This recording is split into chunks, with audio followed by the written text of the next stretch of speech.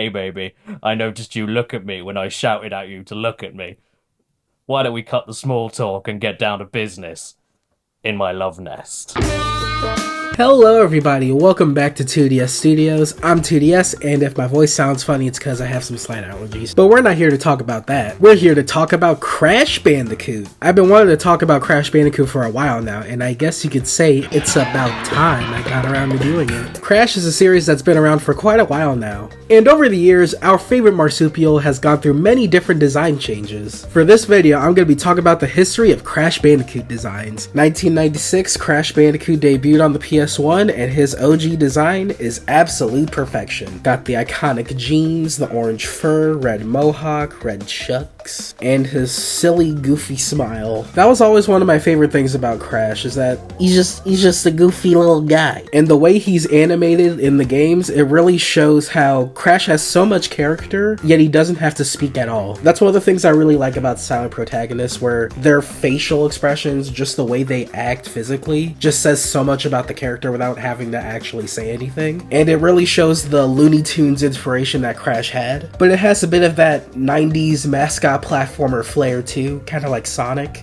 Although now that I mention it, Sonic and Crash are legit just the exact same franchise. Green-eyed rodent with red shoes and blue legs and spiky hair has to stop an evil scientist from taking over his island. And throughout the game, the environments go from natural green scenery to robotic and man-created places. Not gonna lie, a Sonic and Crash crossover would be pretty cool. I really love the 90s promo art, especially for stuff like the PlayStation magazines. This is my favorite 90s Crash render. I've come up with a few names for him: Crash Pimpdicoot, Trap Bandicoot, Crip Bandicoot, and I made this pick, which I've lovingly called Good Kid Crash City. Every time I'm in the street, I hear Bend down. This first design for Crash would last all the way from the 90s all the way to the early 2000s, and overall this proves that this design is truly classic. It's very nostalgic for me seeing stuff like the Wrath of Cortex renders, since that was the first Crash game I ever played, and it shows how the OG design is absolutely timeless. And with Nitro Kart, they did an interesting upgrade to the design. They changed the color of Crash's mouth to be the same as his second fur color. This sounds like a small detail to point out, but it laid down the foundation for all future designs after this. Starting with our first really big redesign, Twinsanity, where Nitro Kart very much paid inspiration to the classic design, albeit with that small change. Twinsanity is the first time they really tried to modernize Crash, and to be honest, they did it pretty successfully.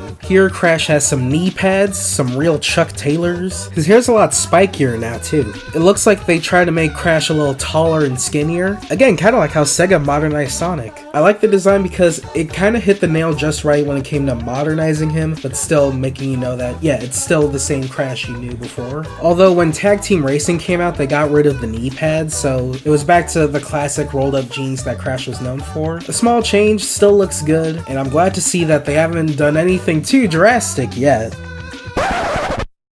Ah boy, here we go. Okay, so the Titans mutant era of Crash was very weird. You know how I said they were trying to modernize Crash for the 2000s? I feel like, unlike the past designs, there's no timelessness. It reeks of the mid to late 2000s. You got the studded belt, the Game Boy Advance tribal tattoos. And they made his eyebrows way smaller to the point you can barely see them. Like, remember when his eyebrows used to really stick out? They were super big and black, now they're just tiny and brown. And his mohawk is way too small. They're going for like that punk rock haircut. This design looks like Crash went to a Hot Topic for the first time, and then that became his whole personality. He's dressed like a rejected member of Paramore or Green Day.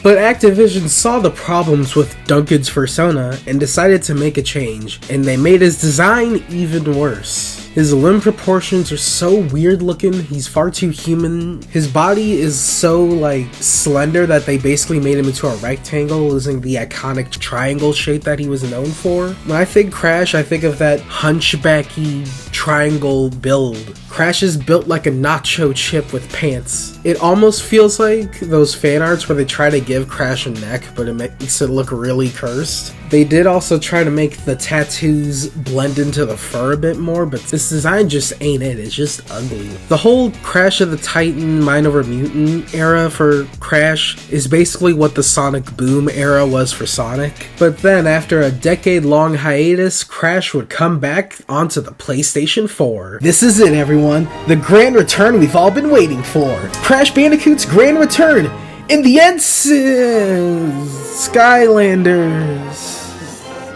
Yeah! I mean, at least his design's better than Spyro. What the hell is this shit?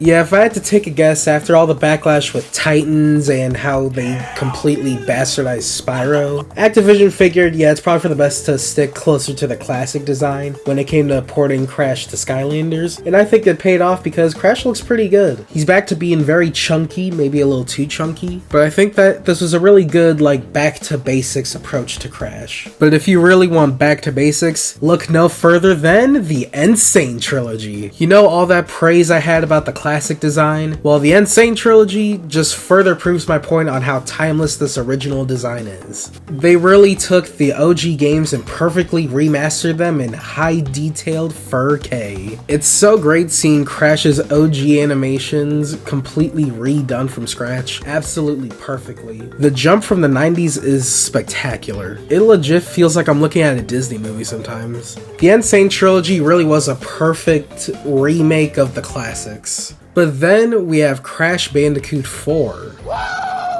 If you ask me, Crash Bandicoot 4 is probably the best design for Crash ever. It really is just like the perfect melding of old with the new. You can tell that they made a few modern improvements with the art style, but the core design is pure OG Crash Bandicoot. Even if it doesn't have the pink, the Sonic-y mouth, and it's not rolled jeans anymore, that doesn't really matter because this design is just perfect. It modernized it without changing too much. But then a little after Crash 4 came out, they released a mobile game called Crash on the Run, which you cannot play anymore, which sucks because for a mobile game it was pretty alright. And the designs for this game are really interesting to me because the designs themselves look very close to the Insane Trilogy, but the art style is leaning a bit more to Crash 4. When you look at Crash, you can very much tell from like just the way he looks, it's definitely the more Insane Trilogy in design, but the art style is a lot more simplified, kind of like Crash 4's. So it's like a very interesting kind of melding of the two styles. I personally prefer Crash 4's more stylized look than the realism of the Insane Trilogy. I think they both look good, but I feel like for the more cartoony nature of Crash, the Crash 4 art style just works a little better. But the Insane Trilogy still looks good, and so does Crash on the Run.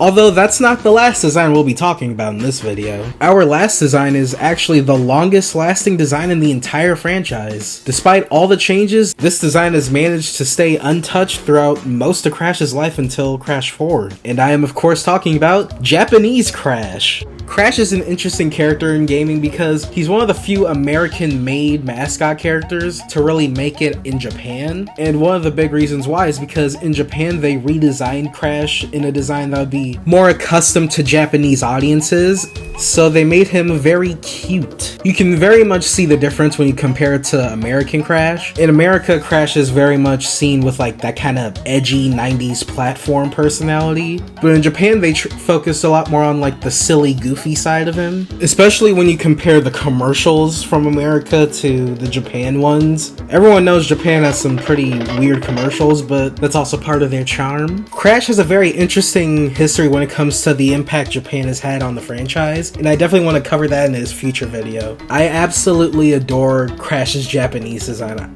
I just love everything about it. Just look at it. It's perfect. I love it. Love it. Absolutely love it. And a big thing about the Japanese Crash design is that when you look at the box arts for all the games, pretty much all of them use the Japanese design up until Crash 4. It is easily the longest lasting design in the whole Crash franchise, and rightfully so. And that is it for this video. I hope you guys liked it. I really enjoyed talking about the Crash Bandicoot designs over the years. Tell me which Crash design is your favorite in the comments below. Mine, as I said earlier, is the Crash 4 design, just for being a perfect mix of of old elements and new, and basically just being a perfect celebration of the Crash franchise, just like the game itself, as long as you don't go for completion. Make sure to like, subscribe, comment, all that stuff. Follow me on my socials to stay up to date, as well as paying attention to my community tabs. This has been 2DS Studios, and until next time, stay tuned and stay cool.